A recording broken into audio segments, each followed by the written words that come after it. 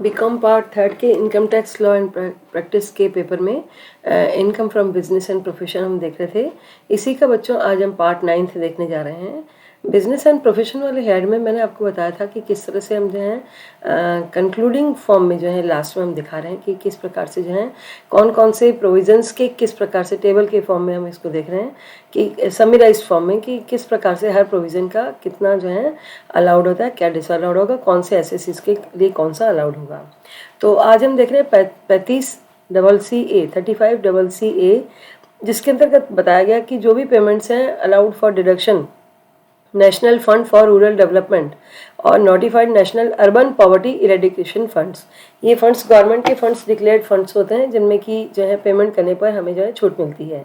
तो अगर business profession की आपकी इनकम है नेट प्रॉफिट की, तो अगर आपने national fund for rural development में या notified national urban poverty eradication fund में पैसा दिया है तो उसकी आपको छूट मिलेगी और उस पेमेंट पे आपको जो है पूरा का पूरा ही वो पैसा जो है अलाउड होगा। दैट मीन्स आपके पीएनएल से वो माइनस हो जाएगा और इस तरह से आपके ऊपर जो है टैक्स कम लगेगा। ये सभी एसएस को छूट मिलेगी। 35CCC देखिए बच्चों, इसके अंतर्गत बताया गया कि भाई कॉस्ट ऑफ लैंड को छोड़ देना है, आपको बिल्डिंग की कॉस्ट को छोड़ देना है और उसके अलावा अगर जो आप करते हैं नोटिफाइड एग्रीकल्चर एक्सटेंशन प्रोजेक्ट्स पे, कृषि के कोई प्रोजेक्ट्स जो फिक्स हैं उन पे अगर कोई खर्चा करते हैं आप उनकी ट्रेनिंग के लिए, एजुकेशन के लिए, गाइडिंग के लिए फार्मर्स को, तो ये पूरा का पूरा जो है 100% इसका डिडक्शन मिलेगा। बल्कि इस पर 100% डिडक्शन जाएंगे तो है ही, साथ में 150% और होगा। दैट मीन्स 150% डिडक्शन उनको दिया जाएगा। लेकिन अब ये शर्त बना दी गई कि भाई 1 अप्रैल 2021 से इसको 100% डिडक्शन ही दिया जाएगा।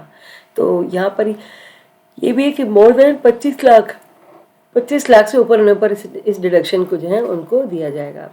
35CCD expenditure incurred by company, जो कि लैंड और बिल्डिंग पे नहीं है, लेकिन ये जो डिडक्शंस है ये इसके अलाउड होंगे। कंपनी के द्वारा जो खर्चे किए जा रहे हैं उनको अलाउड किया जाएगा। 150% तक का जो है इसमें डिडक्शन दिया जाएगा स्किल डेवलपमेंट के प्रोजेक्ट्स पे खर्चा करने पर। अगर आप जो है गवर्नमेंट की चाह रही कि भी लोगों को नौकरी नहीं मिल रही है तो वो स्किल का डेवलपमेंट करके अपना और उसके बेस पे जो है अपने जॉब्स हासिल करें और अपना अपना काम करें, तो उन पर डिडक्शंस उनको दिया जाएगा। No deduction shall be allowed to a company engaged in manufacturing alcoholic spirits और टोबैको प्रोडक्ट्स, उन पे कोई मिलेगा नहीं। और 100% डिडक्शन जो है ये हो जाएगा 150 की जगह अपने 1 अप्रैल 2021 से। ठीक है, कंपनी इसको मिलेगा जो कि मैन्युफैक्चरिंग में है, उनको ये छूट जो है दी जाएगी। 35D देखिए बच्चों, एक Indian company can amortise certain preliminary expenses, वो अपने प्रिलिमिनरी एक्सपेंसेस को राइट ऑफ कर सकती है up to maximum 5% of cost of project, total project की कैपिटल एम्प्लॉयड का 5% तक, विच इज मोर, उसका डिडक्शन दिया जाएगा।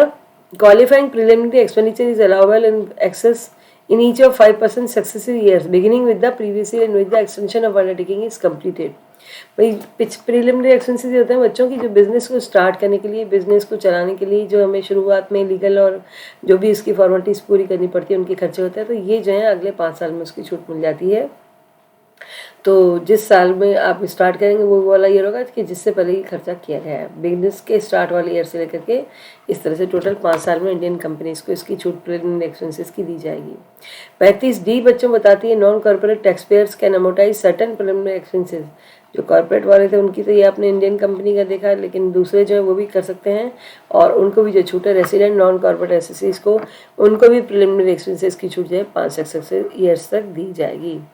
35DD expenditures incurred after 31/3/99 in respect of amalgamation or demerger can be amortized by an Indian company, है ना। उनको भी जो है खर्चे जो है 31/3/1999 के बाद खर्चे करने पड़ जाए अमालगमेशन करने के लिए, 2 कंपनी को मिलाने के लिए जो खर्चे किए जाते हैं वो भी अलाउड होंगे और ये भी 5 इक्वल इंस्टॉलमेंट्स में होंगे। ईयर स्टार्ट कहाँ से करेंगे, जिस ईयर में अमालगमेशन किया गया है, 2 कंपनी को मिला के एक कंपनी बनाना उसे कहा जाता है amalgamation. 35DA expenditures incurred under voluntary retirement scheme, VRS scheme के अंतर्गत अगर आपने कुछ खर्चे किए तो वो अलाउड होंगे, लेकिन each payment under VRS is allowed as a deduction in 5 equal annual instalments. 35E देखिए बच्चों, qualified expenditure incurred by resident person on prospecting for the minerals और on the development of mine और other natural deposit of such minerals shall be allowed as deductions.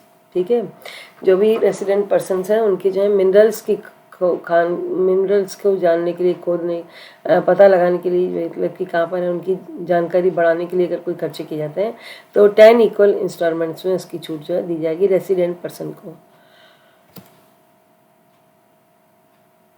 36 एक के अंतर्गत बताया गया insurance premium covering risk of damage और destruction of stocks actual expenditure की छूट दी जाएगी। 36(1)(1) ए ये बताते हैं कि insurance premium covering life of cattle owned by member of cooperative societies engaged in supplying milk to federal milk cooperative society, तो उनको भी जो है एक्चुअल एक्सपेंसेस की छूट जो है 36(1) के अंतर्गत दी जाएगी।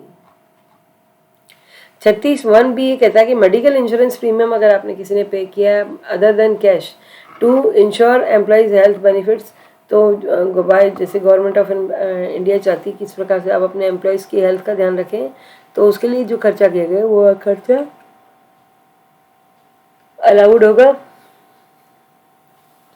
Scheme framed by any other insurance and improve bye RDA, RDA के द्वारा जो है उसकी परमिशन ले ली गई है और उसको अनुमोदित करा लिया गया, तो उसकी जो है जो भी आपने मेडिकल हेल्थ पे खर्चा किया है कर्मचारियों की, वो एक्चुअल एक्सपेंडिचर तक सभी एसएससीज के लिए अलाउड होगा। धन्यवाद।